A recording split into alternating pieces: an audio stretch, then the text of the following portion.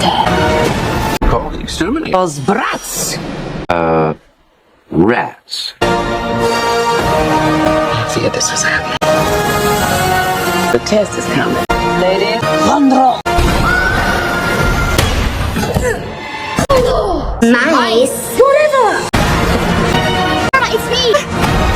Who's gonna stop me? Hidden in the witch's first 10 minutes. A clue that predicts the ending. Missed it? Let's blow your mind.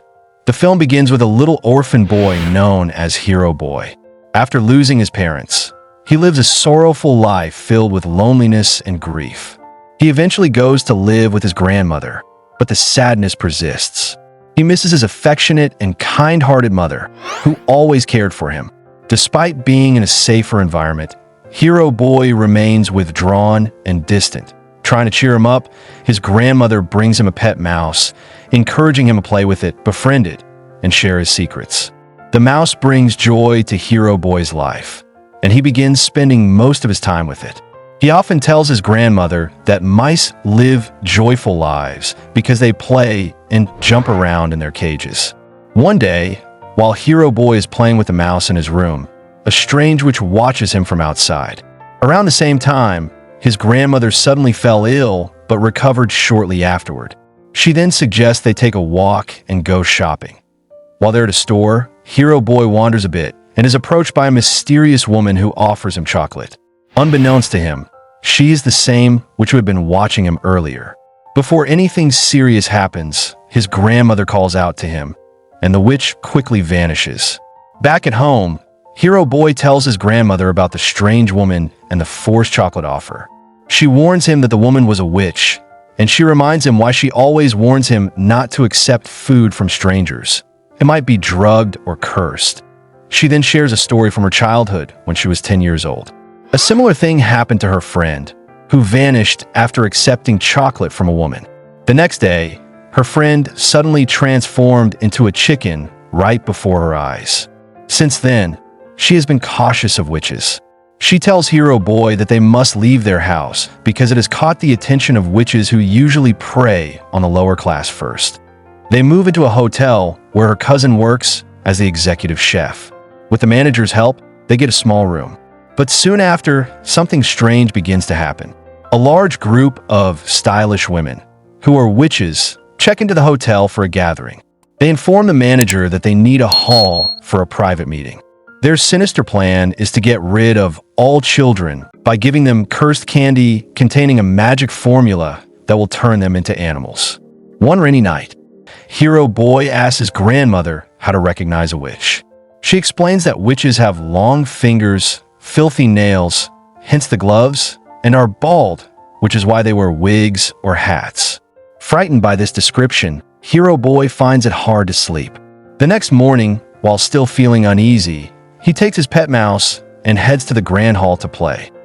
Coincidentally, the witches also begin to gather in that hall. Seeing them, Hero Boy hides. The Grand High Witch arrives and begins the meeting. She introduces the magic potion that, when added to chocolate, will transform children into animals. As she speaks, she starts sniffing the air, trying to detect Hero Boy's presence. Eventually, she lifts the stage and discovers a ventilation window behind which Hero Boy is hiding. Just as she is about to catch him, another boy, plump and food-loving, enters. The witches turn their attention to him, offering him the cursed chocolate. He eagerly eats it and is quickly transformed into a mouse. They try to kill him, but Hero Boy jumps out of the vent to save him, unknowingly exposing himself. The witches catch him and place a drop of the potion in his ear, turning him into a mouse as well. Now, both boys, now mice, and Hero Boy's pet mouse, who is revealed to be a little girl also turned into a mouse by a witch, escape together. They become close friends and vow to take revenge on the witches. Hero Boy rushes to his grandmother and tells her what happened. She becomes furious and vows to fight back. Hero Boy then tells her that from their room's terrace, they can see the witch's room. They come up with a plan. The grandmother knits a sock and lowers Hero Boy down from the terrace to steal the potion. Hero Boy grabs it and returns safely, but a witch spots the sock being pulled up and grabs it. The grandmother pretends it's just something she dropped. Just then, the hotel manager arrives and the witch lets go. They hide the potion and the mice from him during a room inspection. To get revenge, Hero Boy suggests pouring the potion into the witch's soup. His grandmother agrees and sneaks into the kitchen, hiding the mice in her bag. While she pours the potion into the soup, the manager confronts her about the mice.